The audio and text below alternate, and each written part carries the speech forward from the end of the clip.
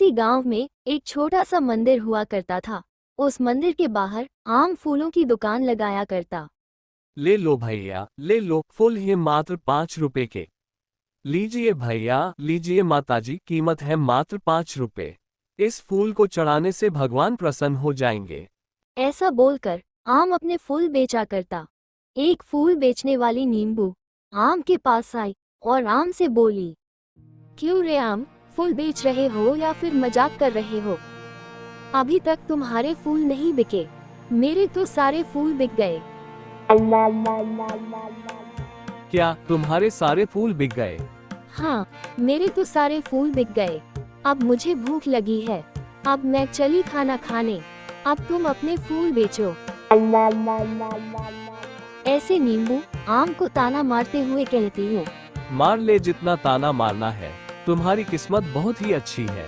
अब तुम घर जाकर माँ के हाथों का खाना खाओगी और मैं यहाँ पर फूल बेचूंगा। सच में तुम्हारी किस्मत बहुत ही अच्छी है, तुम्हारे तो सारे फूल बिक गए, मेरे ना जाने कब बिकेंगे। तुम्हें भूख नहीं लगी? तुम खाना खाने कब जाओगे? भूख लगी तो है, लेकिन जब तक मेरे सारे फूल बिक नहीं जाते तब तक मैं खाना खाने नहीं जाऊंगा। फिर नींबू वहाँ से चली जाती है और फिर आम अपनी फूल बेचने की पूरी कोशिश करता है। अब काफी देर हो चुकी थी, लेकिन आम के थोड़े से फूल अभी भी बाकी थे।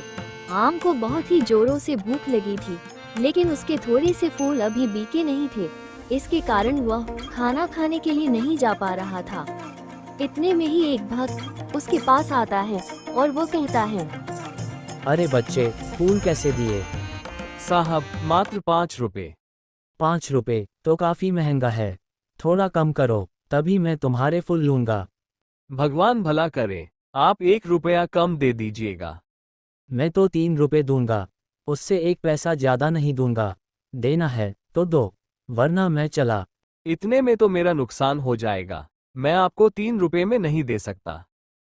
आम बेचारा बहुत ही कह रहा था, लेकिन टमाटर नहीं सुनता है और वहाँ से जाने लगता है। आम ने बहुत ही आवाज लगाई, लेकिन वो टमाटर उसकी एक नहीं सुना और वहाँ से चला गया।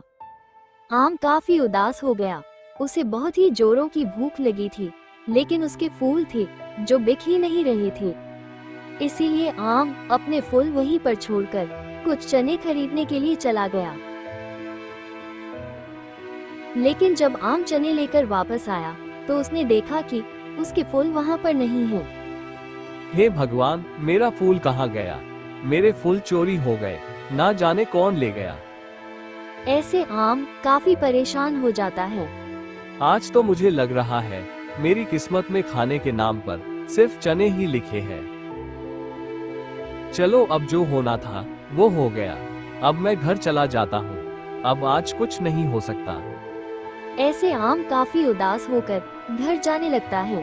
आम अपने घर की तरफ जा ही रहा था कि उसने देखा एक बत्तख का बच्चा काफी बुरी हालत में वहाँ पर बैठा है। अरे, मुझे लग रहा है ये बत्तख का बच्चा भूख से तड़प रहा है, मुझे इसकी मदद करनी चाहिए।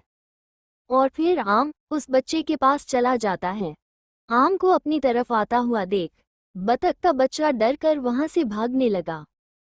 अरे तुम डरो नहीं, मैं तुम्हें नुकसान नहीं पहुंचाऊंगा, मेरे पास आओ, मैं तुम्हारा दुश्मन नहीं हूँ।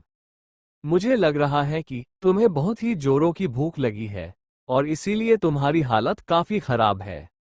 तुम झूठ बोल रहे हो, तुम मुझे मार डालोगे। नहीं, मैं तुम्हें कोई नुकसान नहीं पहुंचाऊंगा। देखो, अभी मुझे तुम्हें खिलाने के लिए सिर्फ ये चने ही है, इसे खा लो। अरे तुम डरो नहीं, इसे खा लो। बत्तख सिर्फ देख रहा था, लेकिन वो आम से डर रहा था कि कहीं वो उसे मार ना दे। ठीक है, तुम ये चने खा लो। अगर तुम्हें मुझसे डर लग रहा है तो मैं थोड़ा दूर चला जाता हूँ। और फिर आम बत्तख के सामने चने रखकर थोड़ा पीछे चला जाता है। वो बत्तख का बच्चा इतना भूखा था कि वो सारे चने खा जाता है। अरे, तुम्हें तो बहुत ही जोरों की भूख लगी है, ये लो और चने खाओ। और फिर आम अपने सारे चने बत्तख को खिला देता है।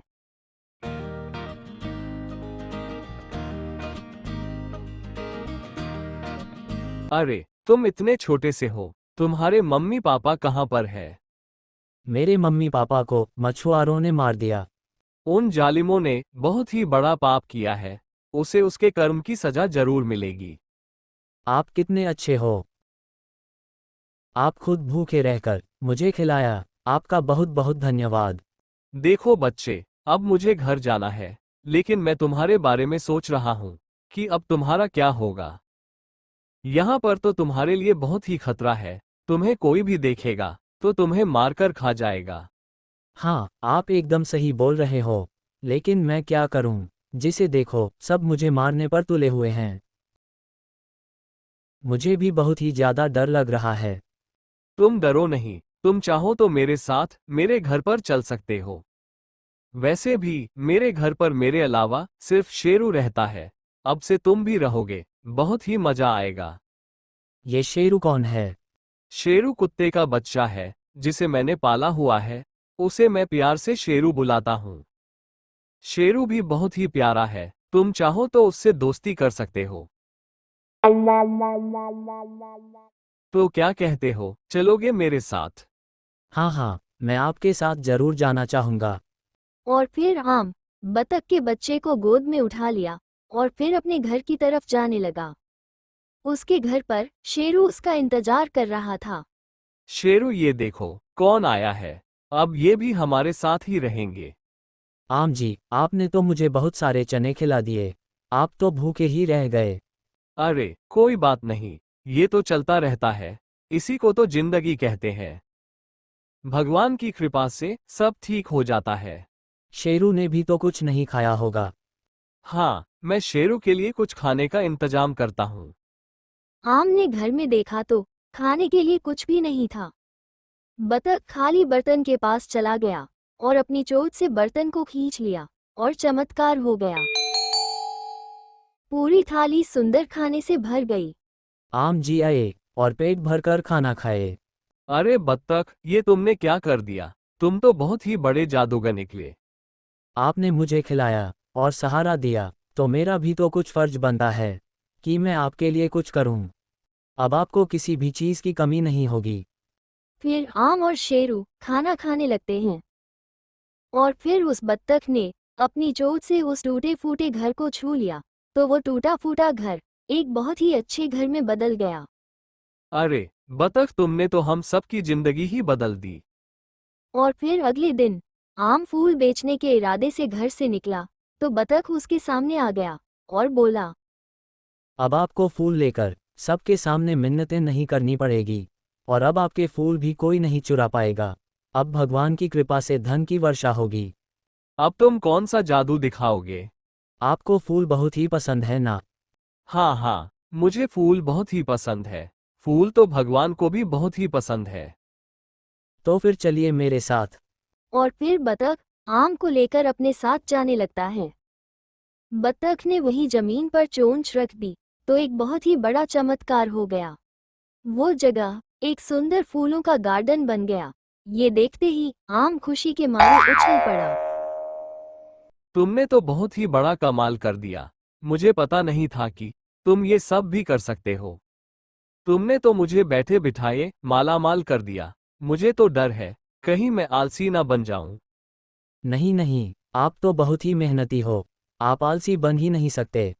अब इस बगीचे में हमेशा नए नए फूल आते रहेंगे। अब सभी लोग आपसे ही फूल खरीदेंगे। आपका फूल सबसे ज्यादा सुगंधी और फ्रेश होगा। अब से मंदिर में सिर्फ आपके फूल ही चढ़ेंगे।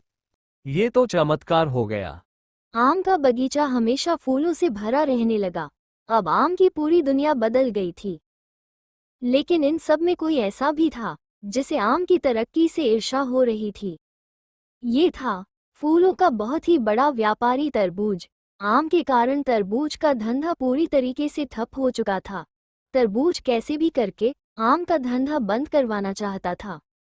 यह आम कल का आदमी मुझसे पंगा ले रहा है। ये कल का आया हुआ मेरे से आगे निकल गया, इसे तो मैं छोड़ूंगा नहीं।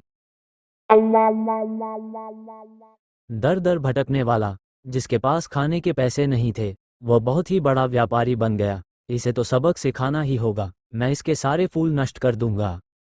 तरबूज ने एक योजना बनाकर बहुत ही जहरीला केमिकल खरीदा और आम के बगीचे में चला गया। ये सब शेरू ने देख लिया और वो भागता हुआ सीधा आम के पास चला गया और फिर उसे सारी बात बताई। और फिर तीनों ही बगीचे में पहुंच गए। शेरू, तुम तैयार हो जाओ। वह जैसे ही इस फूल में केमिकल डालेगा कि तुम उस पर झपट्टा मार लेना। आज तो इसकी खैर नहीं। वो तीनों ही बगीचे में छुप कर बैठ गए और योजना के मुताबिक तरबूज फूल में केमिकल डालने ही वाला था कि शेरू उस पर झपट्टा मार लेता है, जिसकी वजह से वो केमिकल तरबूज के आंख में गिर पड़ता है और फिर तरबूज अपनी आंखों में हाथ मलते हुए चिल्लाने लगा। अरे बचाओ, मर गया, अरे कोई तो बचाओ। ऐसे बोलकर चिल्लाने लगा। आंखों में केमिकल चला गया, बहुत ही जलन हो रही है, कोई मेरी मदद करो, नहीं तो मैं अंधा हो जाऊंगा। क्या हुआ तरबूज जी? मेरे फूल में केमिकल डालने आए थे, आपकी आंख में ही चला गया। हम सबके लिए गड्ढा खोदने आए थे ना, अब खुद ही उस गड्ढे में गिर गए। अब बताए कैसा लग रहा है? मुझे माफ कर दो, मुझे अंधा होने से बचा लो, मुझे माफ कर दो, आम मेरी मदद करो, नहीं तो मेरी दुनिया बर्बाद हो जाएगी। तुम तो मेरी दुनिया बर्बाद करने चले थे। हाँ, यह मेरी सबसे बड़ी गलती थी, जो मैंने ऐसा कदम उठाने के बारे में सोचा भी, जैसा किया वैसा फल पाया। किसी ने सच ही कहा है, जो दूसरों के लिए गड्ढा खोदता है वो उस गड्ढे में खुद ही गिरता है।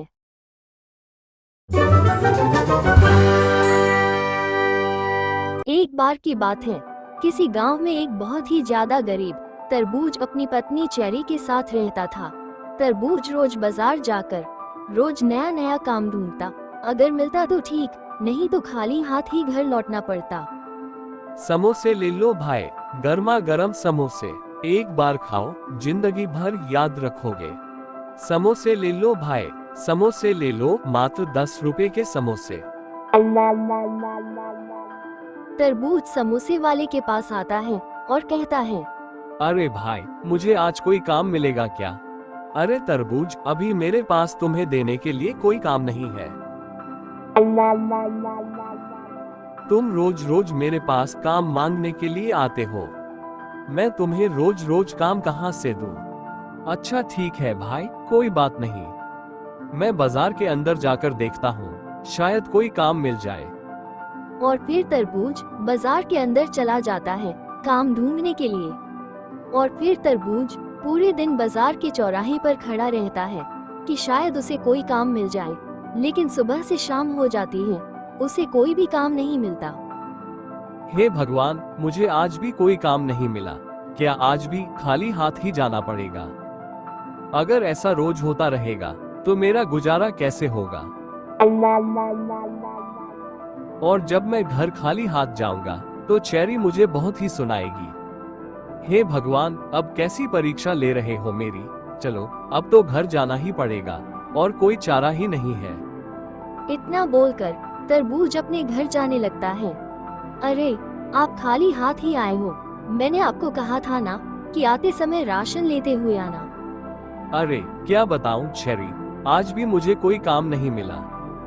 हाय रे मेरी फूटी किस्मत, पता नहीं क्या देखकर मेरे मम्मी पापा ने तुमसे शादी करा दी, मेरी तो जिंदगी बर्बाद हो गई। ऐसा मत बोलो भाग्यवान, मैं कोशिश तो कर रहा हूँ ना, अब मुझे कोई काम नहीं मिल रहा है तो मैं क्या करूँ? तुम्हें कभी भी काम मिलता भी है, अब तो जिंदगी भर का रोना हो चुका है। ऐसे चेरी तरबूज को बहुत ही सुनाती है।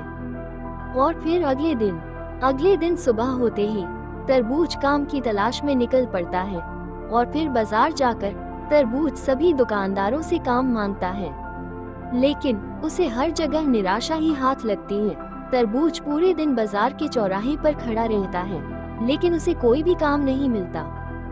हे भगवान, मुझे तो आज भी कोई काम नहीं मिला। अगर मैं आज भी खाली हाथ घर जाऊंगा तो चेरी तो मुझे मार ही डालेगी। काश की कहानियों की तरह मुझे भी कोई जादुई चीज मिल जाती तो कितना अच्छा होता। और फिर तरबूज उदास होकर घर जाने लगता है, लेकिन तरबूज जब घर पहुंचा तो देखता है कि चेरी अपना सामान बांधकर खड़ी है। अरे चेरी, तुम अपना बैग पैक करके कहाँ जा रही हो? आपको तो रोज की तरह आज भी कोई काम नहीं मिला होगा। आज भी आप खाली हाथ ही आए होंगे। हाँ चेरी, क्या बताऊं, मैंने काम ढूंढने की बहुत ही कोशिश की, लेकिन मुझे कोई काम नहीं मिला। मुझे तो पता ही था कि आपसे कुछ होने वाला नहीं है, इसलिए मैंने पहले ही अपना सामान पैक कर लिया। अब मुझे आपके साथ भूखे नहीं मरना है। मैं चली अपने मायके। अरे चेरी, ये तुम क्या बोल रही हो? तुम मुझे छोड़कर कैसे जा सकती हो? मुझे कुछ नहीं सुनना। अब तुम अपना देखो। अब मुझे तुम्हारे साथ नहीं रहना। तरबूज चेरी को रोकने की पूरी कोशिश करता है, लेकिन चेरी उसकी एक नहीं सुनती और अपना बैग लेकर वहां से जाने लगती है।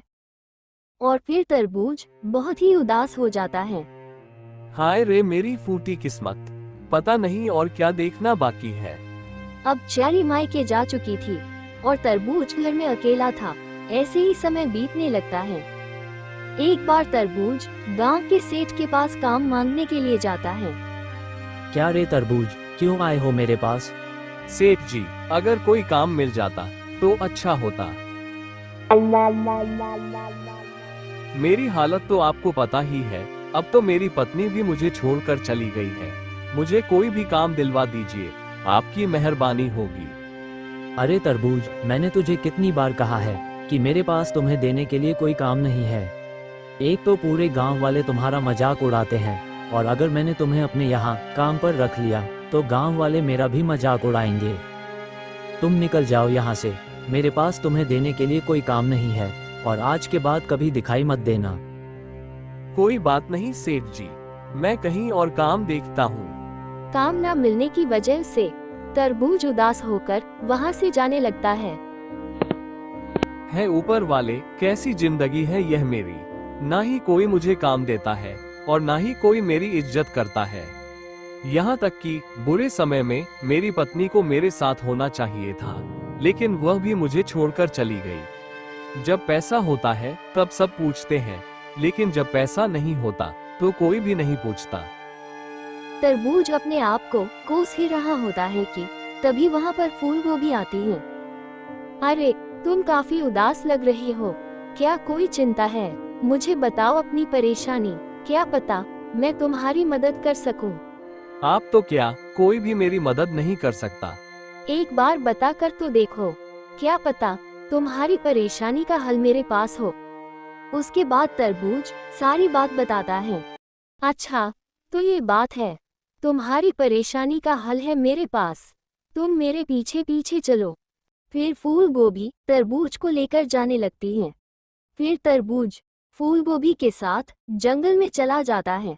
उस जंगल में एक पेड़ के नीचे बहुत सारा खजाना था।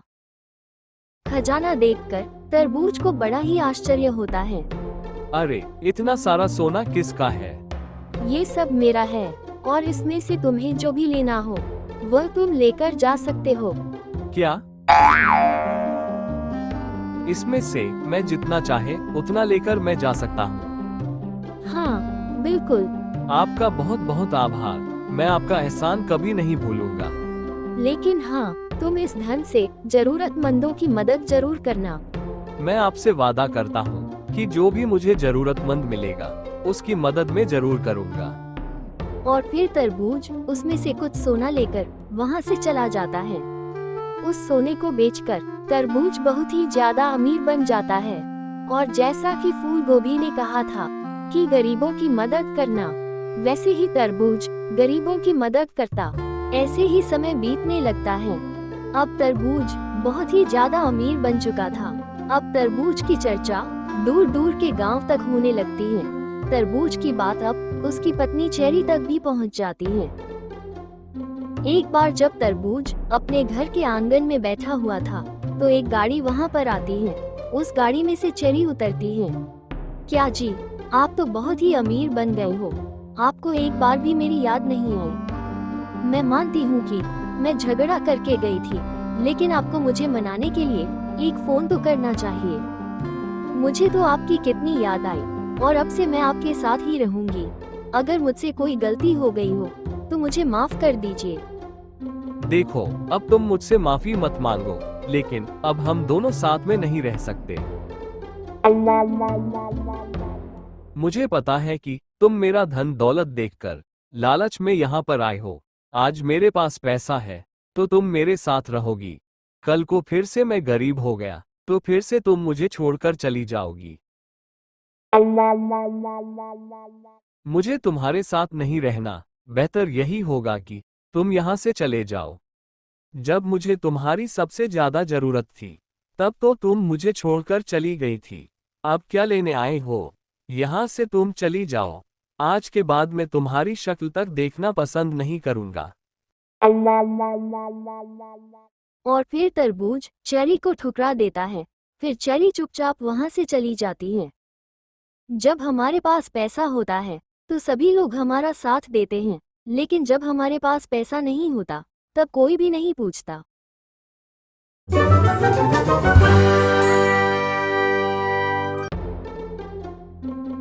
आम और चेरी का परिवार मुंबई में रहता था। आज संडे था, इसलिए आज सभी लोग घर पर ही थे। माँ, इस तरबूज का टॉवल कई दिनों से बाथरूम में सड़ रहा है। इसने अभी तक अपने टॉवल नहीं धोए हैं। मैं अपने टॉवल धोऊं या ना धोऊं, तुझे उससे क्या मतलब? तू अपने काम से काम रख। तुम्हारा सामान यूं ही बिखरा रहता है, इसके लिए तो मैंने आज तक कभी तुझे कुछ नहीं कहा। तरबूज, मैंने तुझे कितनी बार कहा है, तू अपने टॉवल धोकर रखा कर। इतना बड़ा हो गया है, लेकिन तुझसे टॉवल धोया नहीं जा रहा। कब बड़ा होगा तू? माँ की डांट सुनकर तरबूज उदास होकर टॉवल धोने के लिए चला जाता है। इतने में ही आम वहाँ पर आता है। अरे चेरी, मेरा मौजा नहीं मिल रहा है। मुझे शर्मा जी से मिलने जाना है, जल्दी से ढूंढ कर दो ना। शर्मा जी से मिलने जाना है या फिर उनकी पत्नी से? क्या तुम भी हमेशा शक करती रहती हो? वो दोनों ऐसे ही बातें कर रहे थे कि तभी तरबूज के चिल्लाने की आवाज आती है। मम्मी पापा यहाँ पर आओ, कोई मुझे टब के अंदर खींच रहा है। आम, चेरी और नींबू तीनों ही दौड़ते हुए बाथरूम की तरफ जाने लगते हैं। बाथरूम में जाकर देखा तो तरबूज कमर तक टब के अंदर घुस चुका था। आम ने तरबूज का हाथ पकड़ा, चेरी ने आम की टांगे पकड़ी और नींबू ने चेरी की टांगे पकड़ी। वो तीनों ही तरबूज को बाहर खींचने लगे, लेकिन वो तीनों ही खुद भी टब के अंदर गिर पड़े और अचानक एक जंगल में जा गिरे। मम्मी पापा, ये हम कहाँ पर आ गए? हम तो बाथरूम में थे ना। भला ये बाथरूम के टब में जंगल कहाँ से आ गया? पापा, अब हम यहाँ से बाहर कैसे निकलेंगे? मुझे नहीं पता बेटा। तरबूज, किसने पकड़कर खींचा था तुम्हें? मुझे नहीं पता माँ। जब मैं अपने टॉवल धो रहा था तब मुझे ऐसा लगा कि कोई मुझे खींच रहा है। वो चारों आपस में बातें कर रहे थे कि तभी वहाँ पर कोई आता है और उन सब से कहता है, पहेलियों की दुनिया में आप सबका स्वागत है। आप सबको पहेली का जवाब देकर ही यहाँ से जाना होगा। अगर आपका जवाब गलत निकला तब आप सभी को हमेशा हमेशा के लिए इसी जंगल में रहना पड़ेगा। तुम सबको सही सलामत घर वापस जाने के लिए तुम सबको पहेली का जवाब देना होगा। हर सही जवाब पर इनाम मिलेगा और गलत जवाब पर तुम सबको दंड मिलेगा। तुम्हें पार करना होगा जंगल, पहाड़ और आग का दरिया। तुम सबका टाइम शुरू होता है अब। इतना बोलकर वो आदमी गायब हो जाता है। यह क्या बकवास है? हम तो यहाँ पर आकर फंस गए। जो भी हो पापा, लेकिन हमें अगर यहाँ से बाहर निकलना है तो हमें सभी पहेलियों का जवाब देना ही होगा। हाँ, तरबूज एकदम सही बोल रहा है, हमें आगे बढ़ना चाहिए। फिर चारों ही आगे बढ़ते हैं। चारों लोगों को चलते चलते शाम हो गए, लेकिन जंगल था कि जो खत्म ही नहीं हो रहा था। वो सभी काफी परेशान थे। हे भगवान, ये जंगल तो खत्म ही नहीं हो रहा है। हाँ पापा, चलते चलते अब पैरों में दर्द होने लगा है कि तभी उन चारों को एक आवाज आई। मेरे पास आओ, और मेरी पहेली का जवाब दो। यह आवाज उस तरफ से आ रही है। फिर जहाँ से आवाज आ रही थी उस तरफ चारों जाने लगते हैं। एक अजीब सा पेड़ उन्हें बुला रहा था। अरे ये अजीब सा पेड़ तो बोलता भी है। हाँ, तुमने एकदम ठीक कहा, मैं बोलता हूँ। तुम्हें अगर जंगल से बाहर निकलना है तो मेरी पहेली का जवाब देना होगा, नहीं तो यूं ही पूरे जंगल में घूमते रहोगे और कभी भी जंगल पार नहीं कर पाओगे। अरे अब ये क्या मुसीबत है। पापा, हमें इसके पहेली का जवाब देना ही होगा, नहीं तो हम कभी भी अपने घर नहीं जा पाएंगे। हाँ पापा, हमें पहेली का जवाब तो देना ही होगा। तो फिर सभी कहते हैं। ठीक है, आप पूछिए अपनी पहेली। बताओ, ऐसी कौन सी जगह है जहाँ पर अगर 100 लोग जाते हैं तो 101 लोग वापस आते हैं। तो फिर वह सभी लोग सोचते हैं। अरे ऐसा क्या है जहाँ पर 100 लोग जाते हैं और 101 वापस आते हैं। ऐसी कौन सी जगह हो सकती है। तो क्या आप सबको पता है कि ऐसी कौन सी जगह है? तो मैं कमेंट में जरूर बताना। किसी को भी कोई भी जवाब नहीं सूझ रहा था कि तभी नींबू के दिमाग में कुछ खलबली मची और वह कहती है, इसका जवाब है बारात। बारात है एक ऐसी जगह है जहाँ पर 100 लोग जाते हैं और 101 लोग वापस आते हैं और वो 101वां दुल्हन होती है। तो फिर वो चमत्कारी पेड़ कहता है। बिल्कुल सही कहा तुमने, अब तुम सब यहाँ से जा सकते हो। तो क्या आपको इसका जवाब पता था? जैसे ही नींबू जवाब देती है कि अचानक से चमत्कार हो जाता है, वो सभी जंगल से बाहर निकल जाते हैं। अरे वाह, हमने तो पहेली बाधा पार कर ली। अरे वाह नींबू, तुम तो बहुत ही बुद्धिमान निकली। मुझे लगता नहीं था कि तुम भी पहेली का जवाब दे सकती हो। तुम देखना, अगली पहेली का जवाब भी मैं ही दूंगी। नहीं नहीं, अगली पहेली का जवाब तो मैं ही दूंगा। अरे तुम दोनों झगड़ा करना बंद करो, हम सबको मिलकर पहेली का जवाब देना है। फिर वो चारों आगे बढ़ने लगे। थोड़ी दूर जाने पर उन चारों को एक बहुत ही ऊंचा पहाड़ दिखाई दिया। पापा, अब लगता है अब हमें ये पहाड़ पार करना है। लेकिन बहुत ही जोरों की भूख लगी है, पेट में चूहे दौड़ रहे हैं। तुमने ठीक कहा चेरी, हमें पहले कुछ खा लेना चाहिए और फिर बाद में थोड़ी देर आराम करके फिर आगे बढ़ते हैं। लेकिन पापा, यहाँ पर तो खाने के लिए कुछ भी नहीं हमारे पास। हाँ पापा, हम क्या खाएंगे? उस जादूगर ने कहा था कि यहाँ पर जिंदा रहने के लिए पहेली का जवाब देना होगा। हमें खाना चाहिए, हमें खाना चाहिए। ऐसा सभी लोग चिल्लाने लगते हैं। फिर उन चारों को एक आवाज सुनाई दी, यहाँ पर आओ मेरे पास और मेरी पहेली का जवाब दो। उन चारों ने देखा कि एक फूल उन्हें बुला रहा है। तो फिर वो चारों उस फूल के पास पहुँचे। मैं तुम सबको अच्छा खाना दूंगी, लेकिन इससे पहले तुम्हें मेरी पहेली का जवाब देना होगा। ठीक है, आप पूछिए अपनी पहेली।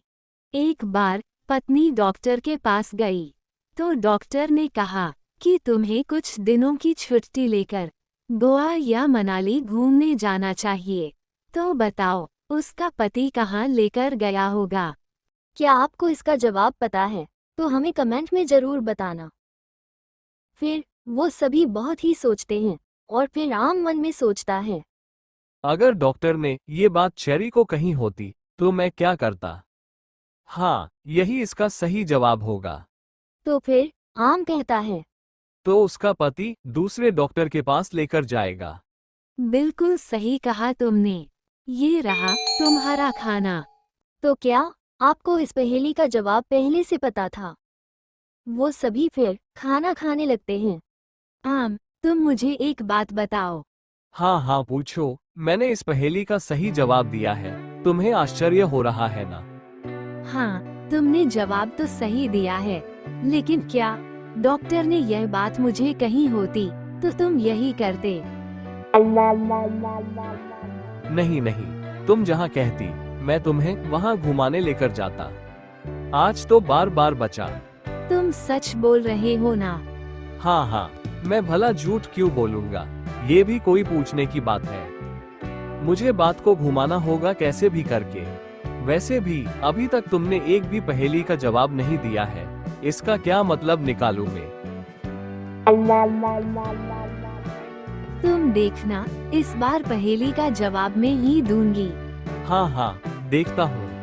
और फिर वो सभी आगे बढ़ते हैं पहाड़ चढ़ने के लिए। लेकिन पहाड़ चढ़ते चढ़ते पूरा दिन बीत गया। दोपहर से शाम हो गई।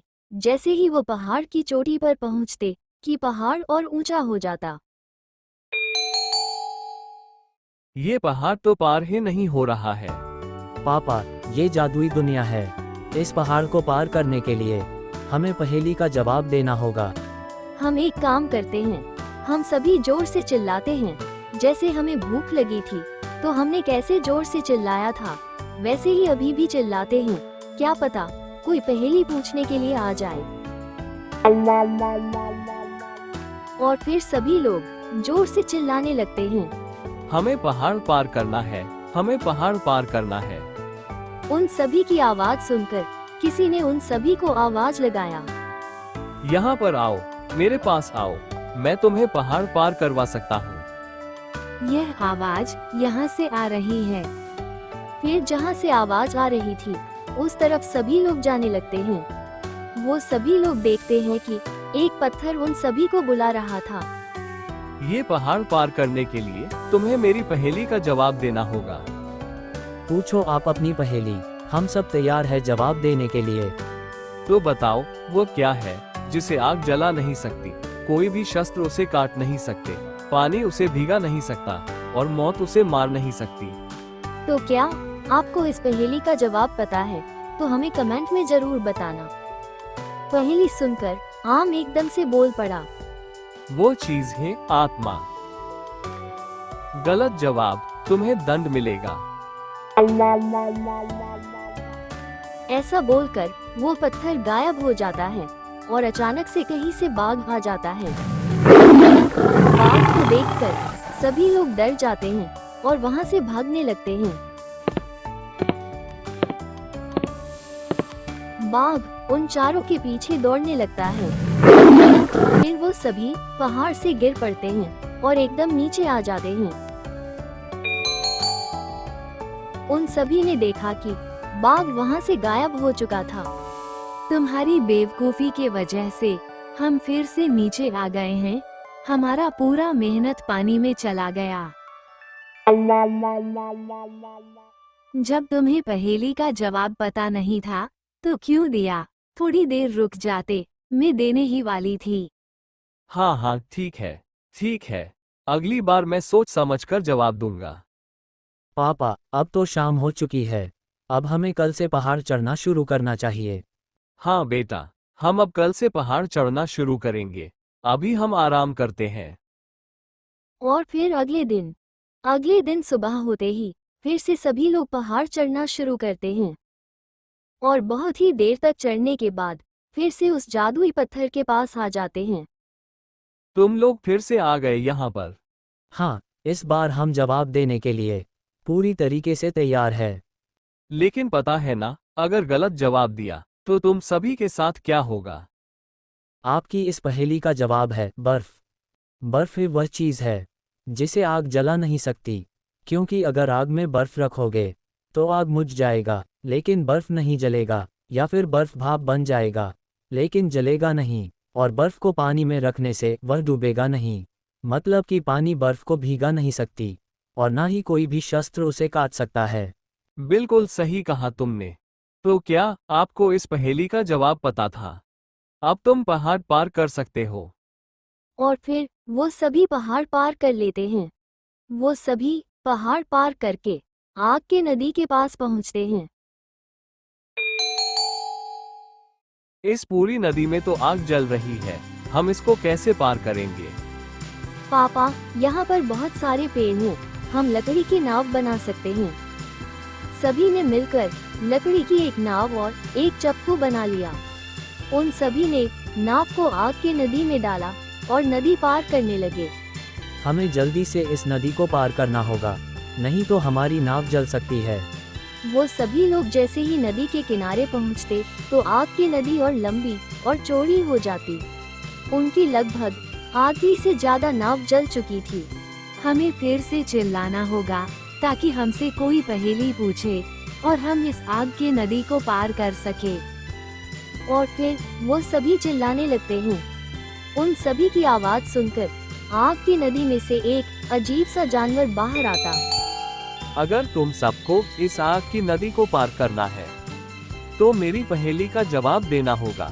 हाँ हाँ, पूछिए आप अपनी पहेली, हम आपका ही इंतजार कर रहे थे। तो बताओ, ऐसी कौन सी चीज है जिसे लड़कियां पहनती भी है और खाती भी है?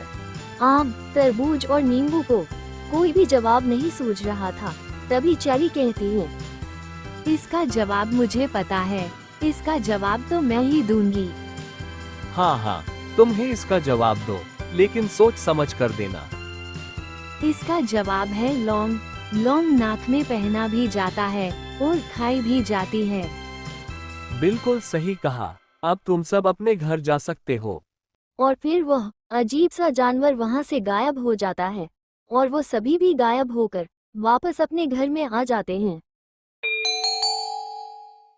पापा, मुझे तो ये जादुई पहेली का गेम खेलकर बहुत ही मजा आया। हाँ हाँ, मजा तो बहुत ही आया। लेकिन तरबूज, मेरी एक बात कान खोल कर सुन लो। अगली बार तुम टॉवल धोने के लिए इस टब के अंदर नहीं जाओगे। और यह एक पहेली आपके लिए। मोबाइल की वजह से सोने में 10% की गिरावट आई है। बताओ कैसे? इसका जवाब आप हमें कमेंट में बताना। एक समय की बात है, किसी गांव में एक बहुत ही गरीब मजदूर रहता था। आम के घर में उसकी पत्नी चेरी और एक बेटी नींबू थी। लेकिन अब गर्मी का मौसम खत्म हो चुका था और ठंडी की शुरुआत हो चुकी थी। लेकिन आम का परिवार एक छोटे से टूटे फूटे घर में रहते थे, जिसकी वजह से बाहर की ठंडी हवा घर में भी आती थी। ऐसे ही एक दिन आम की पत्नी चेरी आम से कहती है, सुनिए जी,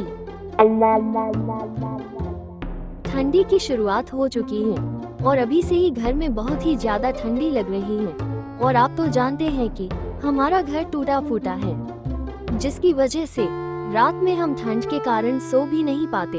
आप इस घर की मरम्मत क्यों नहीं करवा लेते? मैं क्या करूं भाग्यवान, मेरे पास पैसे ही नहीं है, कहां से मैं मरम्मत करवाऊं? आप मालिक से पैसे उधार मांगकर मरम्मत करवा दीजिए ना। लेकिन क्या मालिक पैसे उधार देंगे? अभी तो महीना भी पूरा नहीं हुआ है। एक बार आप मांग कर देखिए ना, हो सकता है कि वो उधार दे दे। ठीक है भाग्यवान, मैं कल ही जाता हूँ अपने मालिक के पास और उनसे उधार पैसे मांगता हूँ। अगर देते हैं तो मैं कल ही इस घर की मरम्मत कर देता हूँ। अगले दिन सुबह होते ही आम अपने मालिक के पास चला जाता है और अपने मालिक से कहता है, साहब, ठंडी की शुरुआत हो चुकी है और मेरे घर की हालत तो आप जानते ही हैं। मेरा घर एकदम टूटा फूटा है, जिसकी वजह से हम रात में सो भी नहीं पाते। बाहर की ठंडी हवा घर के अंदर आ जाती है और अगर मैंने जल्दी से अपने घर की मरम्मत नहीं करवाई तो हमें बहुत ही मुश्किल होगी। हाँ, तो करवाओ ना अपने घर की मरम्मत, मैंने कहाँ रोका है तुम्हें। साहब, ये बात यह है कि मुझे कुछ पैसे उधार चाहिए ताकि मैं अपने घर की मरम्मत करवा सकूं। देखो आम, आज 20 तारीख हो गया है, अभी महीना पूरा होने ही वाला है। पैसे उधार लेने से अच्छा ये होगा कि तुम 10 दिन जैसे तैसे करके रुक जाओ। 10 दिन बाद में तुम्हें तुम्हारी तनख्वाह दे दूंगा। अभी मेरे पास पैसे नहीं है। लेकिन साहब, मैं तो जैसे तैसे करके रह जाऊंगा, लेकिन मेरी एक छोटी सी बेटी है, वो कैसे रह पाएगी? मुझे आप ज्यादा नहीं, सिर्फ 2000 रुपए ही दे दीजिए। आप मेरी तनख्वाह में से काट लीजिएगा। हाँ हाँ, वो तो मैं काट ही लूंगा। लेकिन मैंने तुम्हें कहा ना कि अभी मेरे पास पैसे नहीं है, अभी मैं तुम्हें नहीं दे सकता, तुम बाद में आना। आम के बहुत ही बोलने पर भी तरबूज उसे पैसे नहीं देता है, जिसकी वजह से आम काफी दुखी हो जाता है। और फिर शाम हो जाती है, और जब आम मजदूरी करके शाम को जब घर जाता है तो उसकी पत्नी चेरी आम से कहती है, क्या मालिक ने उधार पैसे दिए? नहीं, मैंने मालिक से बहुत कहा, लेकिन मालिक ने पैसे नहीं दिए। क्या आपने नहीं कहा कि हमें घर की मरम्मत करनी है? मैंने बहुत कहा, लेकिन सेठ जी बोल रहे हैं कि थोड़े दिन रुक जाओ, महीने की पहली तारीख को मैं तुम्हारी तनख्वाह दूंगा। अभी मेरे पास पैसे नहीं है। मतलब ये कि हमें 10 दिन जैसे तैसे करके रहना ही होगा। हाँ भाग्यवान, इसके सिवाय हमारे पास और कोई चारा ही नहीं है। हमें 10 दिन जैसे तैसे करके गुजारना ही होगा। उसके बाद दोनों ही इस बात को लेकर काफी परेशान हो जाते हैं। तो फिर आम चेरी से कहता है, तुम चिंता मत करो चेरी, अभी तो मात्र ठंडी शुरू हुआ है, और पहली तारीख को जब मेरी तनख्वाह आ जाएगी तब मैं इस घर का मरम्मत करवा दूंगा। हाँ, आप एकदम सही बोल रहे हो, लेकिन महीने की पहली तारीख को मालिक से पैसे लेकर इस घर की मरम्मत करवा ही दीजिएगा। और फिर आम और उसका परिवार जैसे तैसे करके अपना गुजारा कर लेते हैं। और ऐसे ही आम को मजदूरी करते हुए ये महीना खत्म हो जाता है, और महीने की पहली तारीख को आम सेठ जी के यहाँ चला जाता है। मालिक, अब तो महीना खत्म हो चुका है और आज महीने की पहली तारीख है। आज तो मुझे मेरी तनख्वाह मिल जाएगी ना? हाँ हाँ बिल्कुल, आज तो तुम्हें तुम्हारी तनख्वाह मिल ही जाएगी। धन्यवाद मालिक, मतलब ये कि आज मैं अपने घर की मरम्मत करवा सकता हूँ। हाँ हाँ बिल्कुल, आज तुम अपने घर की मरम्मत करवा लेना। देखो आम, तुमने मुझे पहले बता दिया था कि तुम्हें पैसे चाहिए, इसीलिए मैंने तुम्हारे लिए 3000 रुपए बचा कर रखे हैं। इसे तुम रख लो, और बाकी के 4000 रुपए मैं तुम्हें बाद में दे दूंगा। मालिक, इस महीने तो मैंने एक भी छुट्टी नहीं की, तो फिर मेरे मात्र 7000 कैसे? मेरे तो 10,000 बनते हैं। लेकिन मालिक उसे अपनी बातों में फंसा देता है और आम को मात्र 3000 रुपए ही देता है।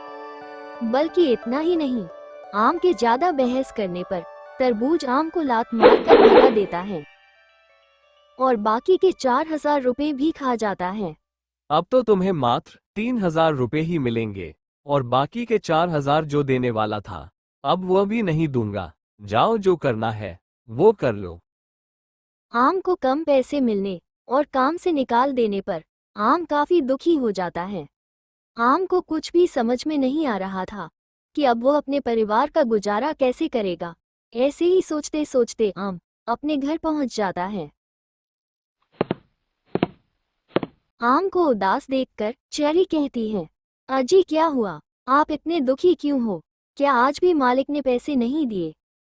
फिर आम चेरी को पूरी बात बताता है। आम की बातें सुनकर चेरी भी चिंता में पड़ जाती है। अब घर की मरम्मत तो छोड़ो, अब घर कैसे चलेगा और ठंडी में हमारा गुजारा कैसे होगा? इसी बात की चिंता तो मुझे भी है चेरी, लेकिन मैं क्या कर सकता हूँ? और फिर दोनों ही परेशान हो जाते हैं। तुम चिंता मत करो चेरी, मैं कहीं और काम ढूंढ लूंगा। इतना बोलकर आम उन 3000 रुपए से घर का राशन लेकर आ जाता है।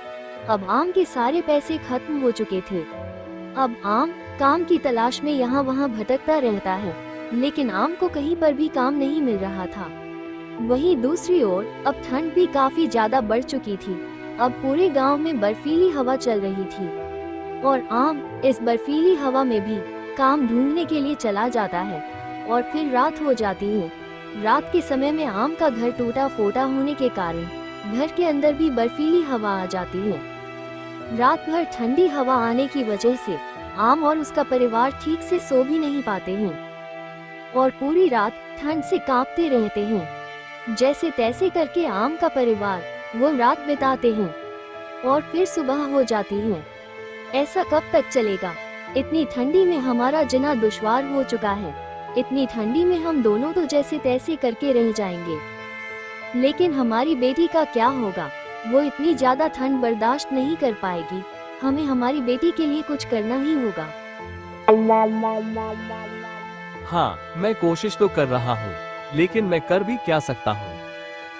मैं देखता हूँ बाजार में, शायद कोई काम मिल जाए। और फिर इतना बोलकर आम काम ढूंढने के लिए चला जाता है। सड़क पर काफी धुंध छाई हुई थी।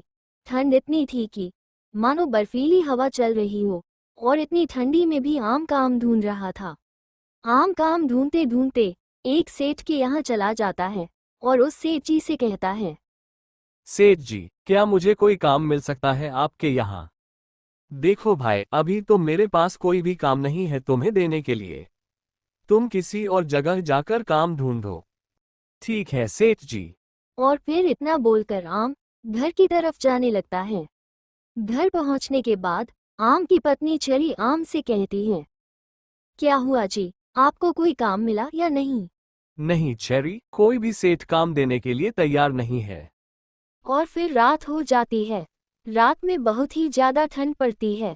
बहुत ही ज्यादा ठंड पड़ने के कारण आम के बेटी की तबीयत काफी बिगड़ जाती है। देखिए जी, इसे कितना तेज बुखार आ गया है और इसका पूरा शरीर तप रहा है। आप कैसे भी करके हमारी बेटी के लिए दवाई लेकर आओ। मेरे पास तो पैसे ही नहीं है कि मैं अपनी बेटी के लिए दवाई लेकर आऊं। आपको कुछ ना कुछ करके, चाहे जो भी हो, लेकिन दवाई तो लेकर आना ही पड़ेगा, नहीं तो नींबू की तबीयत रात भर में और भी ज्यादा बिगड़ सकती है। और दूसरी तरफ चेरी भी ठंड से कांप रही थी। आम को कुछ भी समझ में नहीं आ रहा था कि अब वो क्या करे। कुछ देर सोचने के बाद आम अपनी पत्नी चेरी से कहता है, मुझे रोना आ रहा है। आज मैं कितना मजबूर हो चुका हूँ कि मैं अपनी बेटी का इलाज भी नहीं करवा सकता। आम उठता है और अपनी बेटी को उठाकर अस्पताल चला जाता है। लेकिन अफसोस, आम के पास पैसे ना होने की वजह से डॉक्टर आम की बेटी का इलाज नहीं करते हैं। हमारी बेटी पर रहम कीजिए साहब, हम इतनी ठंडी में कहाँ जाएंगे? साहब, मैं 1-2 दिन में कैसे भी करके आपके सारे पैसे चुका दूंगा।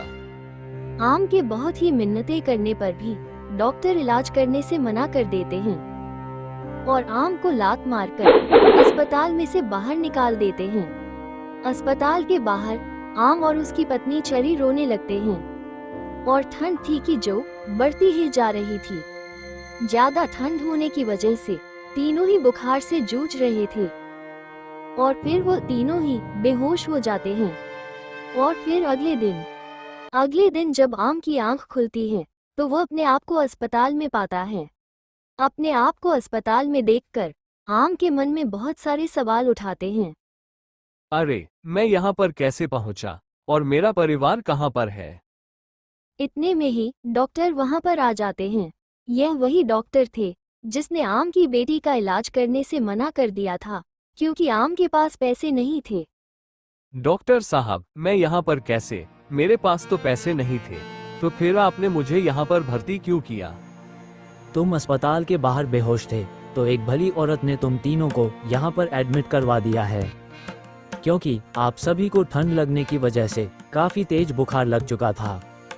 डॉक्टर साहब, वो कौन है जिसने हमें यहाँ पर एडमिट करवाया? मैं उससे मिलना चाहता हूँ। तो फिर डॉक्टर साहब उसे उसका नाम बताते हैं। कुछ देर बाद आम एकदम ठीक हो जाता है और फिर आम उस भली औरत से मिलने के लिए जाता है। आपका बहुत बहुत धन्यवाद, लेकिन आपने हमारी मदद क्यों की? मेरा आपके परिवार से कोई रिश्ता नहीं है, लेकिन एक टाइम था जब मेरे साथ भी ऐसा ही हुआ था। जब मेरा परिवार बहुत ही गरीब था, मैं भी इस गरीबी के दौर से गुजर चुकी हूँ। आपको देखकर मुझे मेरी याद आ गई, इसलिए मैंने आपकी मदद की। ये सुनकर आम उस औरत को धन्यवाद करता है और फिर अब वो औरत आम के परिवार से मिलती है। आखिर आपके साथ ऐसा क्या हुआ था जिसकी वजह से आप इतनी ठंड में भी अस्पताल के बाहर बैठे हुए थे? और फिर आम उसे अपनी सारी परेशानी बताता है। इसके बाद वह औरत आम के परिवार वालों की मदद करती है और आम का घर भी ठीक करवा देती है। अब आम के परिवार को गरीबी और ठंड दोनों से ही छुटकारा मिल जाता है। तो आपको ये कहानी कैसी लगी, हमें कमेंट में जरूर बताना।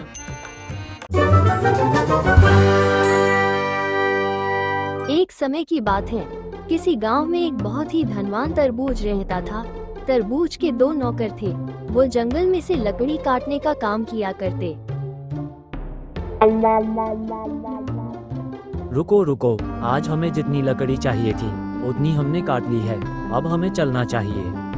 हाँ हाँ चलो, लकड़ी उठाओ, हम चलते हैं। फिर दोनों ही लकड़ी उठाकर वहाँ से जाने लगते हैं और फिर वो दोनों लकड़ी लेकर सेठ जी के घर पहुँच जाते हैं। सेठ जी, हम लकड़ी काट कर आ गए। अच्छा, कितनी लकड़ियाँ काट कर लाए हो? ये देखिए सेठ जी, हम इतनी सारी लकड़ियाँ काट कर ले आए हैं। हाँ हाँ ठीक है, थोड़ी और ज्यादा काट कर लाते तो अच्छा होता। अच्छा ठीक है सेठ जी। और फिर दोनों ही नौकर लकड़ी को रखकर खाना खाने के लिए चले जाते हैं। अजी सुनते हैं, खाना तैयार है, आ जाए, खाना खा लीजिए। हाँ हाँ आता हूँ। फिर सेठ जी भी चले जाते हैं खाना खाने के लिए। ये लकड़ी काट काट कर हमारी कमर टूट गई और सेठ जी को और लकड़ियाँ चाहिए। अरे छोड़ो, सेठ जी की बात भला सुनता कौन है, उनका तो काम ही है सुनाना। चलो खाना खा लेते हैं। अभी देखता हूँ कि वो दोनों क्या कर रहे हैं, मुझे उस पर नजर रखनी चाहिए। आखिर वो मेरे बारे में क्या सोचते हैं। तुम्हें पता है, हम जहाँ पर पेड़ काटने जाते हैं ना, वहाँ पर एक जादुई पेड़ है। क्या बात कर रहे हो, सच में? हाँ बिल्कुल, उस जादुई पेड़ को कोई भी नहीं काट सकता। दोनों नौकरों की बात सेठ जी चुपके से सुन रहे थे। कोई भी उस पेड़ को काट नहीं सकता, लेकिन क्यों? मैंने सुना है कि वह पेड़ जादुई है। जो भी उस पेड़ को काटने के लिए जाता है तो उस पेड़ में से आवाज आती है कि मुझे मत काटो। आपको जो चाहिए वो मैं देने के लिए तैयार हूँ। चुप पागल, कुछ भी बोलता रहता है। हमेशा ऐसी अफवाहों पर ध्यान मत दिया कर। अरे मैं झूठ नहीं बोल रहा, सच में वो एक जादुई पेड़ है। मतलब तुम कुछ भी बोलोगे और मैं मान लूंगा। अब चुप भी कर। वह तुम्हें याद है मेरा दोस्त, वह कितना गरीब था लेकिन अचानक से कितना अमीर बन गया। कैसे, बताओ मुझे। हाँ, वो गरीब तो था, लेकिन उसके बारे में मुझे कुछ ज्यादा जानकारी नहीं है।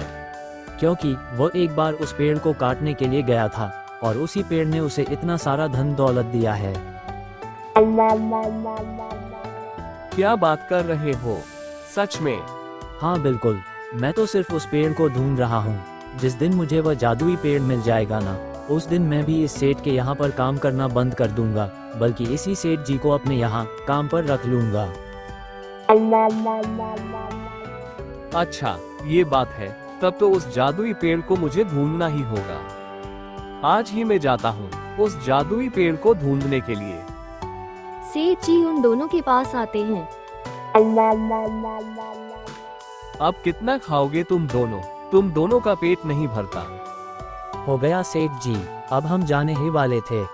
हाँ हाँ ठीक है, लेकिन मेरी एक बात सुनो, कल तुम दोनों काम पर मत आना। कल तुम दोनों की छुट्टी है। ठीक है सेठ जी। और फिर सेठ जी कुल्हाड़ी लेकर जंगल में चले जाते हैं।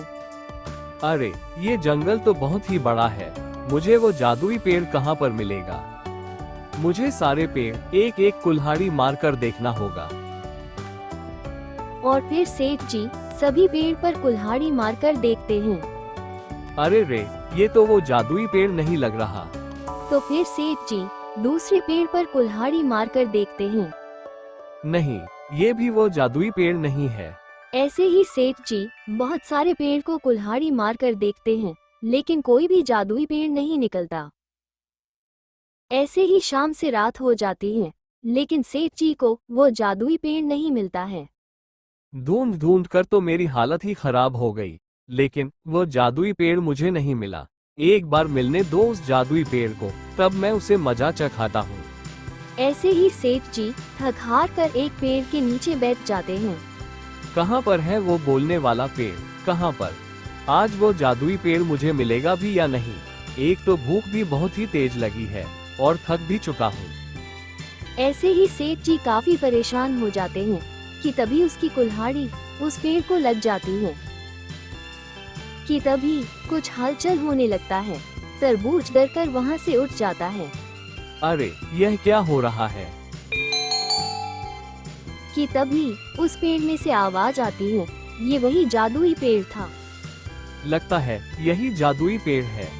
तुम कौन हो बेटा, और यह पेड़ क्यों काटना चाहते हो? तरबूज एकदम खुश हो जाता है और वो मन में सोचता है, अरे वाह, मुझे वो जादुई पेड़ मिल गया। अब मैं जल्दी से इस पेड़ से धन दौलत मांग लेता हूँ। अब मैं बहुत ही ज्यादा अमीर बन जाऊंगा। और फिर तरबूज कहता है, हे पेड़ जी, मैं एक लकड़हारा हूँ और लकड़ी काट कर ही मेरा जीवन चलता है। ठीक है, लेकिन तुम इस पेड़ को मत काटो। मैं तुम्हें जो मांगोगे वह दूंगा। है पेड़ देवता, मुझे बहुत सारा धन चाहिए। ठीक है, मैं तुम्हें बहुत सारा धन जरूर दूंगा, लेकिन मेरी एक शर्त है। शर्त? कैसी शर्त? तुम्हें धन के बदले तुम्हें जो सबसे ज्यादा प्रिय है वह मुझे देना होगा। तो फिर तरबूज मन में सोचता है, कोई बात नहीं, मैं अपनी बीवी को ही दे देता हूँ। मैं बाद में नौकरानी रख लूंगा। तो फिर तरबूज कहता है, ठीक है पेड़ देवता, तो फिर आप मेरी पत्नी को ले जाइए। ठीक है, तो फिर ये लो तुम्हारा धन। और फिर पेड़ देवता तरबूज को ढेर सारा धन देते हैं। आपका बहुत बहुत शुक्रिया पेड़ देवता। और फिर तरबूज वो धन लेकर अपने घर चला जाता है और फिर घर पहुंचकर अपनी पत्नी को बुलाता है। भाग्यवान, अरे ओ भाग्यवान, सुनती हो? देखो अब हम कितना अमीर बन चुके हैं। अरे तुम कहाँ चली गई? देखो मैं क्या लेकर आया हूँ। कि तभी तरबूज को पेड़ देवता की शर्त याद आती है। अरे मैं भी कितना पागल हूँ, इसके बदले ही तो मैंने ये धन लिया है। चलो कोई बात नहीं, अब मैं नौकरानी रख लूंगा। तरबूज पत्नी के बदले धन पाकर बहुत ही खुश हो रहा था। ऐसे ही समय बीतने लगता है। अब तरबूज ने एक नौकरानी रख ली थी। अच्छे से पैर दबाओ मेरे। अरे दासी, मेरा धन खत्म हो रहा है। अगर मेरा धन पूरी तरह से खत्म हो जाएगा तो फिर मेरी सेवा कौन करेगा? अरे सेठ जी, जहाँ से आपने एक बार इतना धन लिया है, दूसरी बार भी तो आप ले सकते हो ना। हाँ, बोल तो तुम सही रही हो। तो फिर आज ही मैं जाता हूँ वहां पर फिर से। और फिर सेठ जी पालकी में बैठकर वापस उस जंगल में चले जाते हैं। अब तुम दोनों मेरा यहीं पर इंतजार करो, मैं अभी आता हूँ। और फिर सेठ जी दोनों नौकरों को वहां पर छोड़कर जादुई पेड़ के पास चले जाते हैं और जादुई पेड़ के पास जाकर उस पेड़ को एक कुल्हाड़ी मारते हैं। अरे तुम फिर से आ गए। हाँ पेड़ देवता, मैं फिर से आ गया। आपने जो धन दिया था वो सब कुछ खत्म हो चुका है। मुझे और ढेर सारा धन चाहिए। हाँ हाँ, मैं तुम्हें और धन जरूर दूंगा, लेकिन तुम्हें मेरी शर्त याद है ना? हाँ हाँ पेड़ देवता, आप धन के बदले मेरी दोनों टांगे ले लीजिए। मेरे पास तो नौकर है, तो मुझे चलने की कोई जरूरत ही नहीं है। तो फिर ठीक है, ये लो ढेर सारा धन। और फिर पेड़ देवता तरबूज को ढेर सारा धन देते हैं और तरबूज की दोनों टांगे ले लेते हैं। अरे वाह, मेरे पास तो बहुत सारा धन आ गया। अरे सुनते हो, तुम दोनों कहाँ पर हो? आओ और मुझे लेकर जाओ। और फिर उसके दोनों ही नौकर वहां पर आते हैं और तरबूज को उठाकर उसके घर लेकर जाते हैं। तरबूज अब पहले से भी ज्यादा अमीर बन चुका था। देखो देखो दासी, अब मैं पहले से भी ज्यादा अमीर बन चुका हूँ। वो धन देखकर दासी के मन में भी लालच आ जाता है और वो सोचती है, मुझे इसे ठिकाने लगाना ही होगा और फिर इसका सारा धन मेरा होगा। मुझे कुछ तो करना होगा। और फिर थोड़ी देर दासी कुछ सोचती है। अरे सेठ जी, आपने मांगने में गलती कर दी। क्या मतलब तुम्हारा?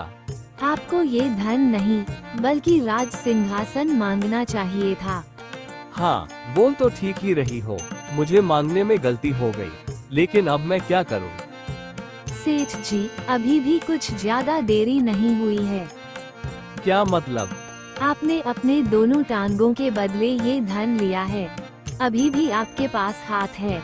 आप हाथ के बदले भी तो राज सिंहासन मांग सकते हो ना। तरबूज को दासी की बात सही लगती है। हाँ, मैं कल ही जाता हूँ, फिर से उस जादुई पेड़ के पास, और हाथ के बदले मैं राज सिंहासन मांग लूंगा और मैं राजा बन जाऊंगा। फिर दासी मन में सोचती है, फिर तो ये पूरी तरह से अपाहिज हो जाएगा और फिर इसके राज सिंहासन पर मैं बैठ जाऊंगी और इसे धक्के मारकर निकाल फेंकूंगी। और फिर अगले दिन सुबह होते ही तरबूज फिर से उस जादुई पेड़ के पास चला जाता है। नौकरों को आगे ही रोककर रेंगते हुए वो जादुई पेड़ के पास पहुंचता है और फिर से पेड़ को एक कुल्हाड़ी मारता है। अब क्यों आए हो यहाँ पर? अब क्या चाहिए तुम्हें? है पेड़ देवता, मुझे राज सिंहासन चाहिए, अब मुझे राजा बनना है। ठीक है, मैं तुम्हें राजा तो बना दूंगा, लेकिन इसके बदले में तुम्हें अपने हाथ देने पड़ेंगे। ठीक है पेड़ देवता, मेरे पास तो ढेर सारे नौकर हैं, तो फिर हाथ का भला क्या काम, और अब तो मैं राजा बन जाऊंगा। अब तो मेरे आगे पीछे नौकर घुमा करेंगे। ले लीजिए, मेरा हाथ भी ले लीजिए। और फिर पेड़ देवता उस तरबूज को राजा बना देते हैं और बदले में उसके हाथ ले लेते हैं। अरे आओ और मुझे लेकर जाओ यहाँ से। और फिर नौकर तरबूज को उठाकर वहां से ले जाते हैं। लेकिन जब तरबूज अपने राजमहल पहुंचता है तो देखता है कि राज सिंहासन पर उसकी दासी बैठी हुई थी। अरे ओ दासी, तुम मेरे सिंहासन पर बैठी हो, उठो यहाँ से, यह मेरा सिंहासन है, अब मैं यहाँ का राजा हूँ। अरे कैसा राजा, अब मैं यहाँ की रानी हूँ। तुम्हारे तो ना हाथ है और ना ही पैर, भला तुम यहाँ पर कैसे बैठोगे? अब निकलो यहाँ से, अब से यहाँ की रानी मैं हूँ। ये सब देखकर तरबूज को काफी गुस्सा आ रहा था और वो कहता है, इस धोखेबाज दासी को निकाल फेंको यहाँ से। तो फिर दासी कहती है, इसे जहाँ से लेकर आए थे उसी जंगल में जाकर फेंकाओ। देखता हूँ कौन सुनता है तुम्हारी बात। लेकिन तरबूज के तो अब ना ही हाथ थे और ना ही पैर, भला उसे कौन राजा मानता। अब तो दासी ही वहां की रानी बन चुकी थी, इसलिए नौकर तरबूज को जंगल में लेकर जाने लगता है। अरे रुको, सुनो मेरी बात, अरे रुको, अब तुम किसी काम के नहीं हो, अब तो तुम्हें जंगल में ही फेंक आता हूँ। और फिर नौकर तरबूज को जंगल में लेकर चला जाता है और वहां पर उसी जादुई पेड़ के पास पटक देता है। अब तुम सड़ो यहीं पर। और फिर नौकर वहां से चला जाता है। अब तरबूज को अपने किए पर पछतावा हो रहा था, लेकिन अब हो भी क्या सकता था। है ऊपर वाले, यह मेरा क्या हाल हो गया, मैं तो पूरी तरीके से बर्बाद हो गया। मेरा तो सब कुछ लुट चुका, अब मेरा आगे का जीवन कैसे कटेगा। है पेड़ देवता, आपने मुझे जो भी दिया था वो सब कुछ वापस ले लीजिए, लेकिन बदले में आपने जो मुझसे लिया था वो सब कुछ मुझे लौटा दीजिए। ऐसा बोलकर तरबूज रोने लगता है। ऐसे ही लुच्चे और लालची तरबूज का अंजाम तो यही होना था। तो आपको ये चालबाज तरबूज की कहानी कैसी लगी, हमें कमेंट में जरूर बताना।